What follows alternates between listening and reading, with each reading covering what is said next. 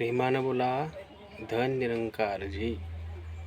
आज एक रामदास स्वामीचा श्लोक घेणार आहे. तिन्ही लोक जेथून निर्माण झाले, तया देवरायासी कोणी न बोले. जगी थोरला देव तो चोरलासे, सद्गुरु विन तो कोणाही न दिसे. सद्गुरु शिवाय दिसत नाही म्हणून सांगतात. आणि 3 लोक निर्माण झाले म्हणतात. सृष्टीकर्ता ब्रह्मदेव रजगुणातून, पालन करता विष्णू सत्वगुणातून आणि संहार करता महादेव तमगुणातून. अशी 3 देव 3 लोकात निर्माण झाले. परंतु ह्या देवाचा निर्माता असणारा दुसराच आहे, आणि तो आहे शुद्ध सत्वगुणात. आणि अशा देवांना ओळखण्यासाठी, पाहण्यासाठी, त्याची ओळखी करून घेण्यासाठी विद्यमान वर्तमान आता सध्या सद्गुरू माता सुदीक्षाजी महाराज यांनी त्या देवाची ओळखी करून देत आहे. कारण तशी ओळखी आज दासला झालेली आहे. आणखी ऐकून कानी पाहून नयनी त्या उपरी विश्वास करा, आणि कथना ऐसे कर्म करुणी जीवन आपले स्थिर करा. अवतारजी महाराज बोलतात. कारण की हे बोललेले वेगळं आणि पाहिलेले वेगळं, गायलेले वेगळं, ऐकायचं आणि पाहायचं. कारण की पहिलं सांगतात की पहिले दर्शन नंतर प्रीती, त्याचे नंतर स्मरण करी.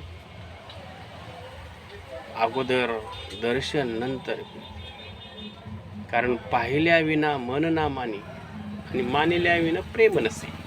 की पाहिल्याशिवाय मन मानत नाही आणि मानल्याशिवाय प्रेम राहत नाही. म्हणून पाहायचं असेल तर तो देव दिसते म्हणतात, पण सद्गुरू विन तो कोणाही न दिसे.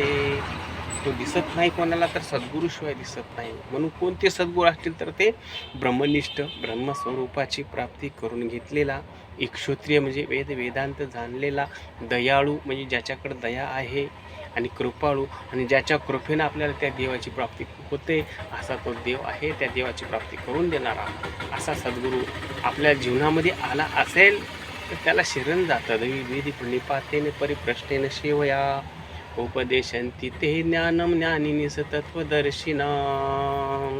मग तो देव प्राप्त होतोय. सद्गुरूची सेवा करा. प्रसन्न झाल्यानंतर सद्गुरूंना प्रश्न विचारा, आणि सद्गुरूने तो देव तुम्हाला दाखवून देतात. आणि कसा देव आहे तर गीतेमध्ये सांगतात, नैनम छिंदती शस्त्रानी, शस्त्रानं तुटत नाही. नैनम दहती पावका, अग्नीनं जळत नाही. न चैनम क्लेदंत्यापो, पाण्यानं भिजत नाही. न शोषयती मारुत, वाऱ्याने उडू शकत नाही. असा देव आहे. तो प्रयोग करून दाखवतात. असा प्रयोग इतरत्र कुठेही तुम्हाला करून दाखवण्यात येणार नाही. फक्त एकमेव एक ठिकाण म्हणजे संत निरंकारी मिशन. आणि सद्गुरू माता सुदीक्षाजी महाराज यांच्याकडून दासला प्राप्त झालेले आहे. कारण अनुभवाचेच बोलीत अनुभव आले अंगा, ते ह्या जगात देत असे. जे अनुभव आलं तेच आपल्याला जगाला द्यायचं आहे. कारण अनुभवाशिवाय बोलणं व्यर्थ आहे. म्हणून ऐकून कानी पाहून नयनी त्या उपरी विश्वास करा. कथना ऐसे कर्म करुणी जीवन आपले स्थिर करा. अवतारजी महाराज म्हणतात, ज्याला कथनासारखं कथन करून जीवनाला स्थिर करायचं आहे, तर जीवन स्थिर होण्यासाठी आपल्याला एका प्रभूची, एका परमात्म्याची प्राप्ती झाली पाहिजे. कारण आता कोटे धावे मन तुमचे चरण देखलिया, भाग गेला सीन गेला अवघा झाला अनंत. कारण रूपी जडले लोचन पायी स्थिरावले मन, देहभाव हरपला तुझं पाहता विठ्ठला. असं देहभाव हरवणारं एकमेव एक देवाची प्राप्ती झाल्याच्या नंतर मनाची स्थिरता प्राप्त होते. म्हणून तो देव दिसणारा आहे. तरी परमात्मा ऐसे जे एक वस्तू असे, ते जया दिसे ज्ञानास्तव. दिसते पण कशानं? ज्ञानानं. कोण्या ज्ञानानं? ज्ञान सद्गुरूचेच मानवा, गरदेवाचे दाखविते. ज्ञान सद्गुरूचेच मानवा, मुक्ती मार्गा पेटविते.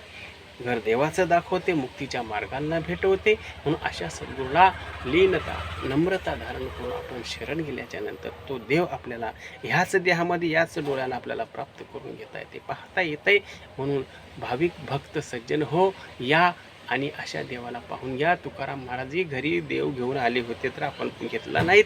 देव घ्या कोणी, देव घ्या कोणी, आईता आला घर पुसुनी, तरी पण लोक म्हणले देव न लगे, देव न लगे, साठवण्याचे रुदले जागे.